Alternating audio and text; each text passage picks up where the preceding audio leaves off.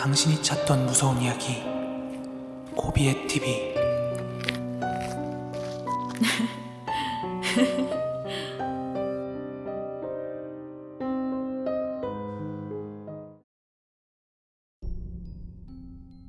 (2023년 5월 2일)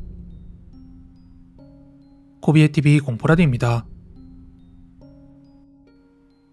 이건 제가 유튜브를 시작하고 아주 초창기 때 올렸던 이야기인데, 그 당시 불편한 댓글들로 인해 영상은 삭제 조치를 했고, 시간이 지난 지금 다시 한번 이야기를 해보려고 합니다. 제가 20대 중반쯤에 1년 정도 만났던 귀신 보는 전 여친에 관한 이야기입니다.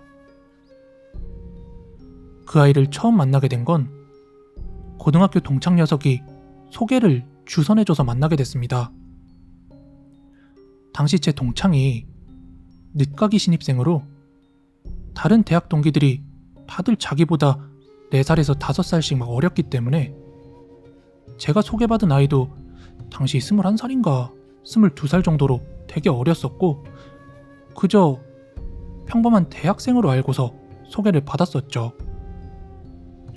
그러나 결코 평범하지 않은 집안사와 또 비밀이 많은 친구였습니다.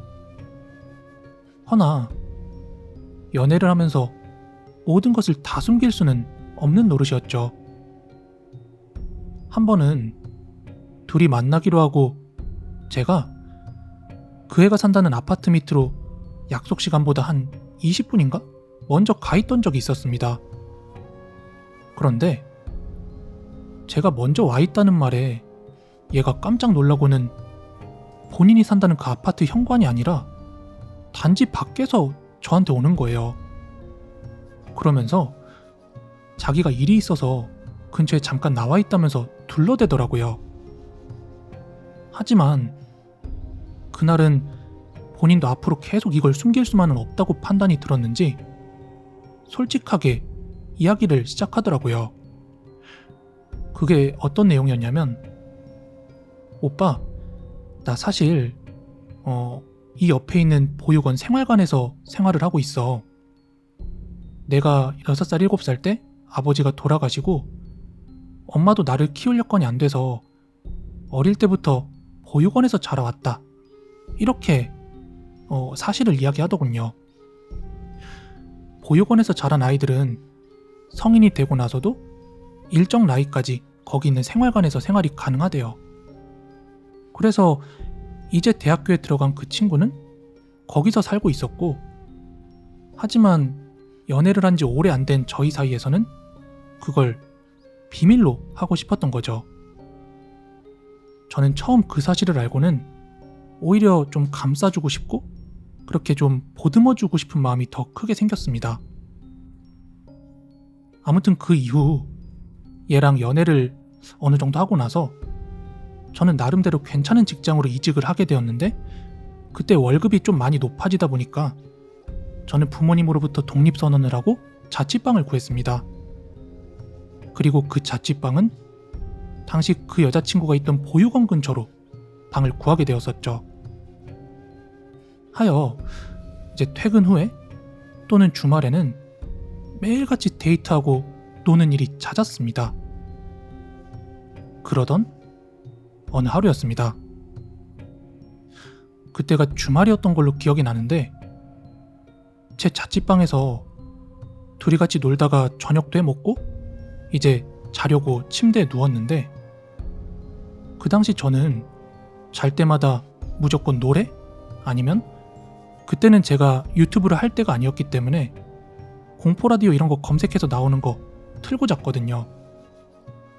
그래서 그날은 여친이랑 있으니까 발라드 곡 하나를 틀어서 이제 머리맡에 핸드폰을 두려고 하는데, 걔가 그러는 거예요. 자기는 잘 때 절대 노래 같은 거 틀지 않는다고. 싫어 막 이러면서 딱 잘라서 싫다고 하는 거예요. 아니 근데 뭐 자면서 노래 듣는 게 싫으면 싫은 거지 저렇게 정색할 일인가 싶어서 그냥 알겠다고 하고 저 혼자 이어폰을 끼고 노래를 틀었죠. 그러다가 이제 여자친구가 먼저 잠에 골아 떨어졌는데 저는 장난기가 발동을 했습니다. 그냥 커플 사이에 하지 말라면 괜히 한 번 더 하고 싶은 그런 장난잖아요. 저는 전혀 악의가 없었음을 미리 말씀을 드립니다. 아무튼 저는 제 양쪽 귀에 꽂고 있던 이어폰 한 짝을 그 친구 귀에다가 살짝 꽂았습니다. 근데 잠만 잘 자더군요. 뭐야? 엄청 예민한 것처럼 굴더니 하고 저도 누워가지고 한참 자고 있었는데 어느 순간 뭔가 느낌이 이상해서 눈을 뜨고 옆을 보자 그 애가 눈을 똑바로 뜬 채 입으로는 막 이런 소리를 내면서 눈물을 막 주룩주룩 쏟고 있는 거예요. 저는 너무 깜짝 놀래가지고 얼른 흔들어 깨웠습니다. 그러자 일어나자마자 하는 소리가 왜 노래 안 듣는다니까 이어폰을 껴놨어? 막 이러면서 나보라는데 아니 일단 울린 건 미안한데 이게 이 정도까지 이럴 일인가 싶어서 저는 그 애를 달랜 뒤에 물었습니다. 아니 노래 듣는 게 그게 그렇게 큰 문제냐고요. 그랬더니 이 친구가 하는 이야기가 이제 갑자기 깊숙한 이야기까지 들어가는데 사실 자기가 귀신을 보고 듣는 순간들이 있대요. 그런데 그 중에 가장 확실한 게 자면서 뭔가를 들으면서 자는 거랍니다. 노래 같은 걸 틀어놓고 자는 순간 자기 눈앞에서 어떤 귀신이 그 노래를 엄청 빠른 속도로 따라서 막 흥얼거린다는 겁니다. 예를 들어 김범수의 보고 싶다라고 한다면 보고 싶다 이런 데가 미워진 만큼 보고 싶다 내가 무릎 꿇고 모두 어떤 일이 될 수 있다면 근데 여러분 한번 생각해보세요. 제가 이런 사실을 미리 알았더라면 미쳤다고 일부러 여자친구 가위 눌리라고 그렇게 이어폰 끼는 일은 절대 없었겠죠.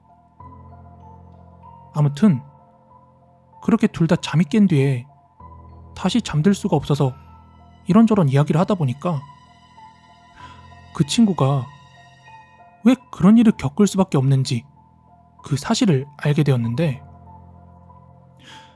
그 친구의 친모가 무당이었습니다. 나중에 자기 친모랑 봐야 할 일이 있다고 해서 운전해주느라 실제로 그 법당까지 갔던 기억이 있는데 아무튼 말로만 무당이 아니라 실제로 걔를 낳아준 엄마가 무당이셨습니다. 그리고 나서 걔가 저한테 부탁을 하나 했는데 만약 언젠가 자기가 막 심하게 가위에 시달리고 있는 일이 있으면 오빠가 꼭 깨워달라는 부탁을 하더군요. 그 이후 2번 다시 그런 일 없이 잘 만나고 있다가 한 번은 100일인가 200일인가 하여간 기념으로 강원도에 있는 어느 산자락에 위치한 운치 좋은 펜션으로 놀러를 갔었습니다. 그렇게 여느 커플들 마냥 뭐 동네 구경도 하고 저녁이 돼서 바베큐도 구워 먹고 그러다 하루를 마무리하기 위해서 침대에 누웠습니다. 당시 그 펜션이 복층 펜션이라 침대가 그 위층에 있었거든요. 그렇게 나란히 누워서 잠이 들었고 한밤중이었는데 그때 제가 반쯤 잠결이었는데 제 귀에서 무슨 소리가 나는 거예요.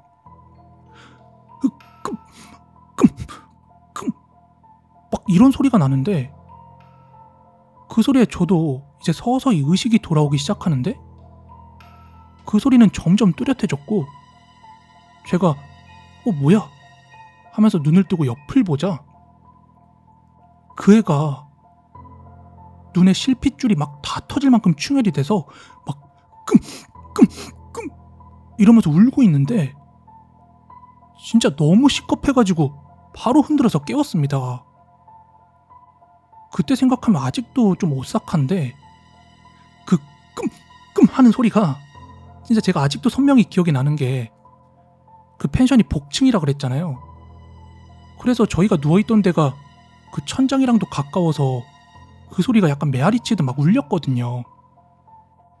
아무튼 또 잠에서 깨어난 여자친구의 말은 그 펜션 천장에서 귀신이 내려와서 자기 목을 막 조르려고 하는 바로 그 순간 저한테 오빠 지금 이렇게 말하려는 바로 그 순간 가위에 눌려버렸고, 걔는 거기에서 깨어나서 저한테 신호를 주기 위해서 살려달라고 그렇게 막 발버둥 치면서 지금 하던 게 저한테는 끔 이렇게 들리던 것이었어요. 걔가 부모님 그늘 아래서 자라진 못했지만 성격이 워낙 밝은 애였거든요. 근데 한 번 가위에 눌리면 누가 깨우기 전까지는 아침까지 계속 괴롭힘을 당하기 때문에 온몸에 막 기운이 빠져버릴 거 아니에요.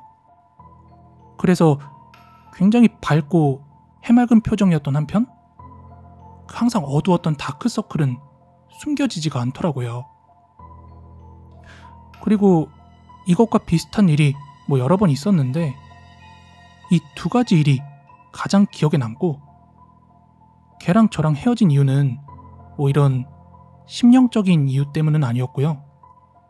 여느 커플들처럼 성격 차이와 권태 등이 그 이유였답니다. 제가 이 이야기를 찍다가 조금 궁금해서 옛날 사진첩을 좀 뒤져봤는데 그 당시 같이 갔다가 펜션에서 음식 먹었던 사진 딱 그거 남아있는 거예요. 그래서 날짜를 보니까 그 펜션을 갔던 게 2015년 4월 4일의 일이었습니다. 벌써 8년이나 된 일이네요. 오늘 제 이야기는 여기까지입니다. 여러분들께서도 직접 겪었거나 혹은 알고 있는 이야기 있으면 아래에 보이시는 카카오톡이랑 메일 주소로 많은 제보 부탁드리고요. 저는 내일 더 재밌는 이야기로 찾아오도록 하겠습니다. 감사합니다.